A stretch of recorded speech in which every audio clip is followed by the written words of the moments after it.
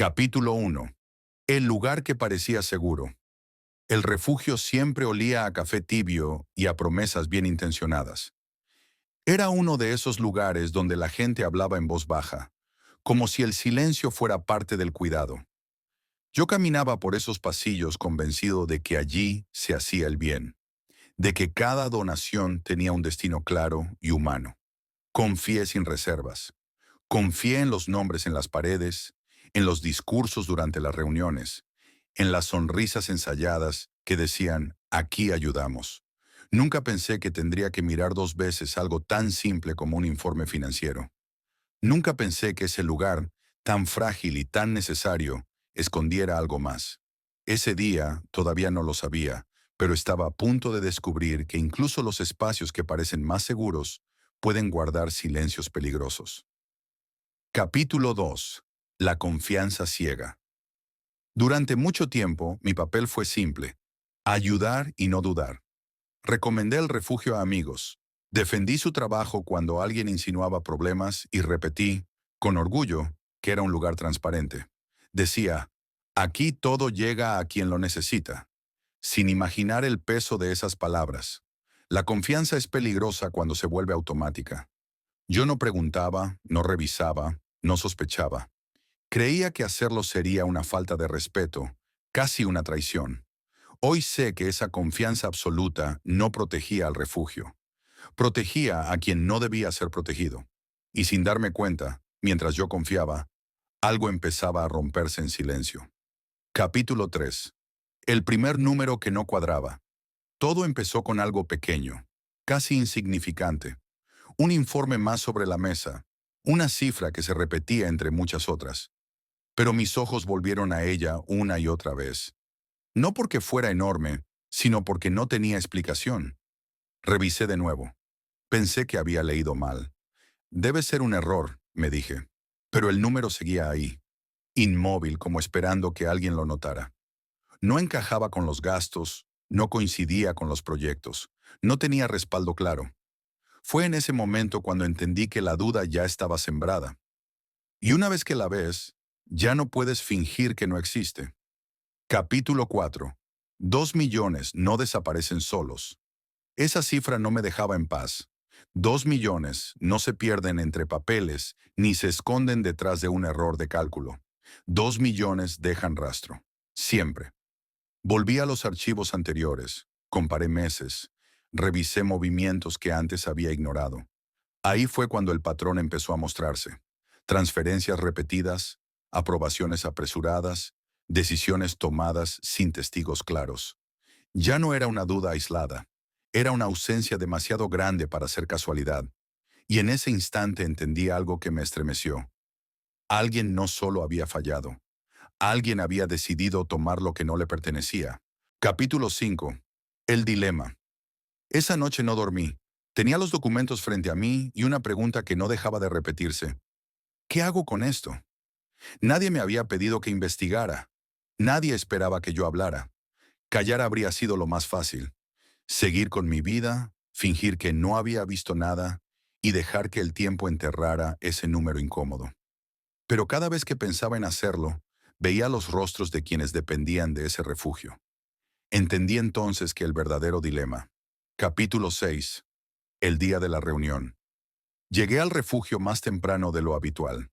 Llevaba los documentos en una carpeta sencilla, sin marcas, como si así pudiera disminuir su peso. La sala de reuniones empezaba a llenarse poco a poco, con conversaciones suaves y rutinas conocidas. Nadie sabía lo que yo sabía. Nadie imaginaba que esa reunión no sería como las otras. Observé los rostros, las risas breves, los gestos automáticos de quienes creían que todo estaba bajo control. Mientras tomaba asiento, sentí algo claro por primera vez. Ya no había marcha atrás. Ese día, el silencio iba a cambiar de dueño. Capítulo 7. La pregunta. La reunión avanzaba como siempre. Informes, números generales, frases cuidadas. Yo escuchaba, pero mi atención estaba en otra parte. Sentía el latido en las sienes, recordándome que el momento se acercaba. Cuando hicieron una pausa para preguntas, levanté la mano. Mi voz salió más firme de lo que esperaba. Miré alrededor de la mesa y dije sin rodeos, ¿puede alguien explicar los $2 millones desaparecidos? No levanté la voz. No acusé a nadie. Solo hice la pregunta. Y en ese instante supe que nada volvería a ser igual. Capítulo 8. El silencio. La pregunta quedó suspendida en el aire. Nadie respondió. No hubo murmullos ni movimientos incómodos. El refugio, lleno hacía unos segundos, quedó en silencio absoluto. Pude escuchar mi propia respiración. Vi cómo algunas manos se apretaban bajo la mesa, cómo otras evitaban cualquier contacto visual. No era un silencio de sorpresa, era un silencio de reconocimiento. En ese momento entendí que no necesitaba una respuesta inmediata. El silencio ya había dicho más de lo que cualquier palabra podía explicar. Capítulo 9. Las miradas que evitaban. Después del silencio, vinieron las miradas. No hacia mí, sino hacia un mismo punto de la mesa. Algunos bajaron la cabeza. Otros fingieron revisar papeles que ya conocían de memoria. Yo seguí esa dirección sin prisa. Allí estaba él, rígido en su silla, con una sonrisa tensa que no llegaba a los ojos. No dijo nada. No tuvo que hacerlo. Su incomodidad hablaba por él. En ese instante comprendí algo inquietante. No todos eran culpables, pero muchos sabían, y habían elegido no ver. Capítulo 10. La negación frágil. Después de unos segundos eternos, alguien aclaró la garganta. Fue él. Se acomodó en la silla y sonrió, como si intentara devolver normalidad al momento. Dijo en voz baja, «Debe tratarse de un error administrativo». La frase sonó ensayada, repetida demasiadas veces en su mente. Nadie lo interrumpió. Nadie lo respaldó. Su explicación quedó sola, flotando en la sala, sin apoyo ni convicción. Y entonces lo supe con certeza. Cuando la primera respuesta es una excusa, la verdad ya está pidiendo salir. Capítulo 11. Los documentos sobre la mesa. No respondí de inmediato. Abrí la carpeta con calma y deslicé los documentos hacia el centro de la mesa, uno por uno. No eran papeles dramáticos, no tenían sellos rojos ni advertencias. Eran simples registros, claros y precisos. Señalé fechas, montos, firmas. Todo coincidía demasiado bien para ser un error. A medida que avanzaba, el aire en la sala se volvió más pesado. Ya no había espacio para interpretaciones cómodas. En ese momento, la historia dejó de ser una sospecha. Se convirtió en una verdad compartida por todos los que estaban allí. Capítulo 12. La verdad expuesta.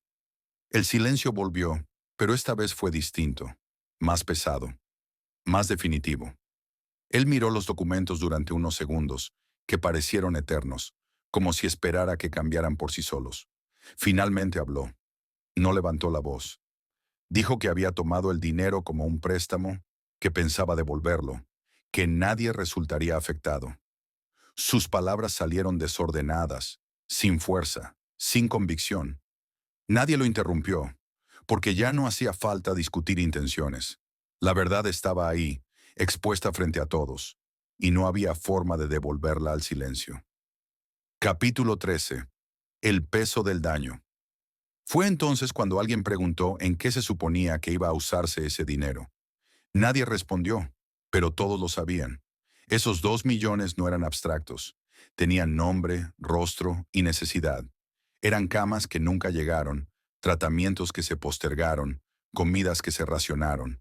Pensar en eso fue más duro que cualquier acusación, porque el daño ya estaba hecho, aunque no todos lo hubieran visto antes.